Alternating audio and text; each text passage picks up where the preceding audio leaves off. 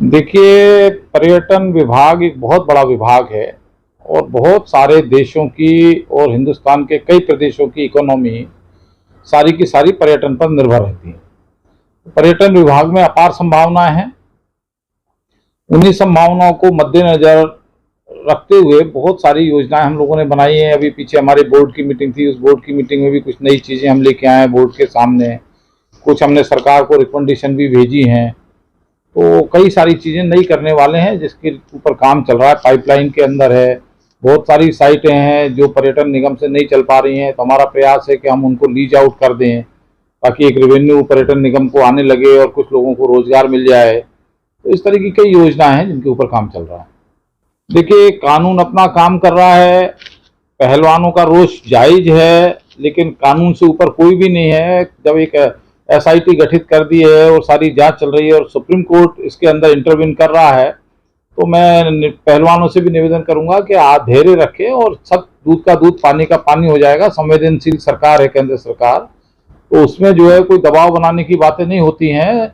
जो कानून के तहत जो भी होगा, उसने यदि कुछ गलत किया होगा तो निश्चित तौर पर उसको सजा मिलेगी, क्योंकि कोई भी कानून से ऊपर नहीं है, चाहे वो कितना बड़ा भी कोई ताकतवर इंसान हो।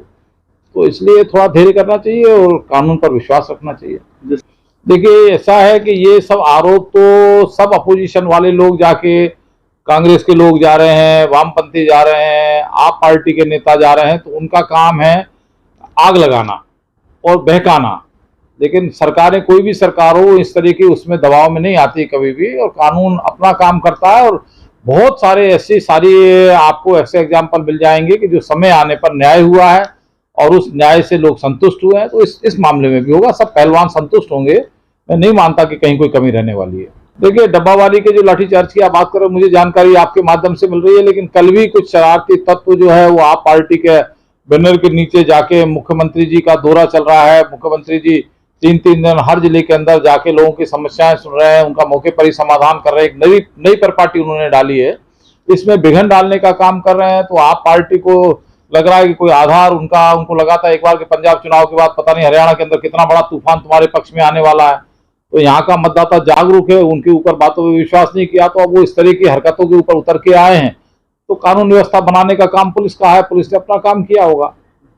देखिए, कर्नाटक परिणाम चुनाव को जो है हम लोग जो अंदाजा लगा रहे थे, या जो एग्जिट पोल भी आ रहे थे, हमें नहीं पता था, हमें अंदाजा नहीं था कि इतनी बड़ी हार हमारी होने वाली है और इतनी बड़ी जीत कांग्रेस की होने वाली है। और उसका दुष्परिणाम आज ही दिखाई दे गया।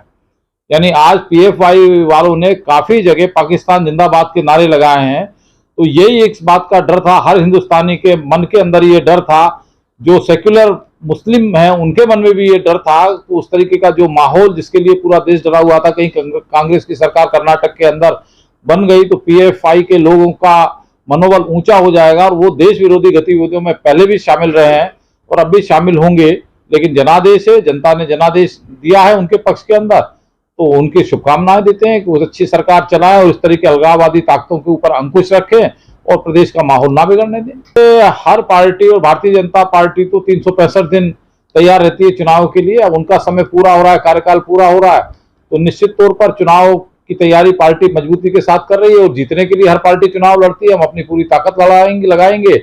हमारे पास प्रदेश में भी अच्छे नेता हैं जिन्होंने काम करके दिखाया है, केंद्र में भी हमारे काम की उपलब्धियां हैं। उसी के नाम पर जाके हम तीनों प्रदेशों के अंदर मतदाताओं से वोट मांगेंगे और हमें पूरा विश्वास है कि मतदाता हमारे पक्ष में मतदान करेगा। है कि हमारे यहाँ 2 धरोहरें हैं, जिसको एक हम सोलाराई के नाम से जानते हैं, बड़े तालाब के नाम से जानते हैं। उसके लिए बजट ऑलरेडी सैंक्शन हो चुका है, पर वो पर्यटन निगम का नहीं है, तो वो पुरातत्व विभाग का है।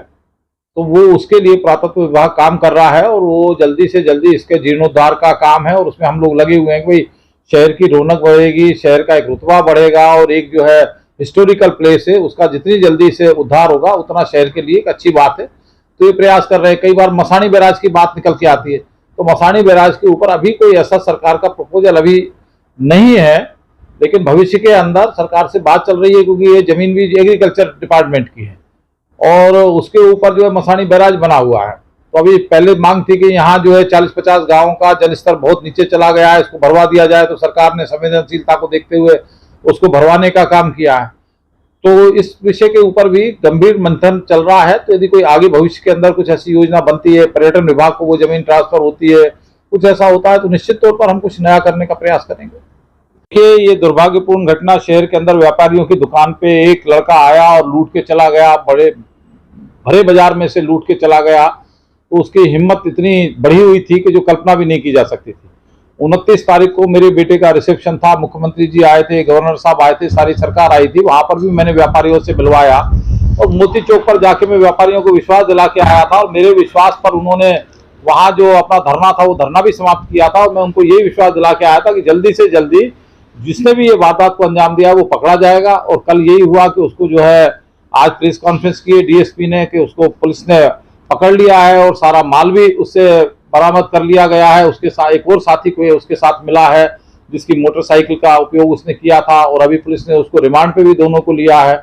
तो सारी गुत्थी को सुलझा लिया जाएगा और व्यापारियों का मैं धन्यवाद करता हूं कि उन्होंने मेरी बात पर मोती चौक पर धरना समाप्त किया और मैं भी उनको विश्वास दिला के आया था। और विश्वास नहीं दिला के आया था, मैं मजबूती से उनको कह के आया था कि इसको कहीं भी होगा, जमीन के अंदर भी होगा, वो कहीं पर भी जाके छुप गया होगा, तब भी हम उसको निकाल के मानेंगे, आप चिंता ना करो। मैं दोबारा से इसी मोती चौक पर आऊंगा और आप लोगों को विश्वास दिला के जा रहा हूं कि आप लोगों ने जो मेरी बात पे विश्वास करके धरने को समाप्त किया है, तो व्यापारियों से जो मैं वादा करके आया था, आज पुलिस प्रशासन के सहयोग से अनट्रेस्ड था, कोई इसका क्लू नहीं मिल रहा था, लेकिन पुलिस ने उसको भी ट्रेस करके सारा माल बरामद किया है। तो रेवाड़ी की पुलिस बधाई की पात्र है। हमारे नए एसपी दीपक सारण जी, हमारे डीएसपी अमित भाटिया जी के नेतृत्व में टीम बनी थी, हमारे सीआईए के इंचार्ज समय सिंह जी, हमारा जो साइबर सेल जो देख रहा था, इसमें मैं सबको बधाई देना चाहता हूं। जो पूरी टीम एकजुटता के साथ तीनों टीमें बना के जो कर रही थी, चाहे वो हमारे सत्येंद्र जी के नेतृत्व में कर रही हो, चाहे वो हमारे विद्यासागर जी के नेतृत्व के अंदर टीम बनी हो, सबने 28 तारीख से किसी ने खाना नहीं खाया, किसी ने नींद नहीं ली रात की और पूरी मुस्तैदी के साथ लगे थे और उन्होंने इस अनट्रेस्ड एक पहेली जो थी उसको सुलझा दिया है। तो मैं सबको बधाई देना चाहता हूँ। आपके देखिए, मैं निश्चित तौर पर इस बात में मुख्यमंत्री जी को भी कहूंगा कि एक ऐसी चोरी थी, एक ऐसा ये घटना थी कि जो अनट्रेस्ड थी, जिसके बारे में कोई क्लू नहीं था, इसके बावजूद भी पुलिस ने किया है। तो निश्चित तौर पर जो जिन लोगों ने भी अपनी पूरी ईमानदारी से, सिंसियरिटी से इस को ट्रेस किया है, उनको मैं सम्मान करने के लिए निवेदन करूंगा हरियाणा सरकार से, मुख्यमंत्री जी से, कि इनको सम्मानित किया जाए 15 अगस्त 26 जनवरी पर। तो मैं इसके लिए जो है निश्चित तौर पर बात करूंगा।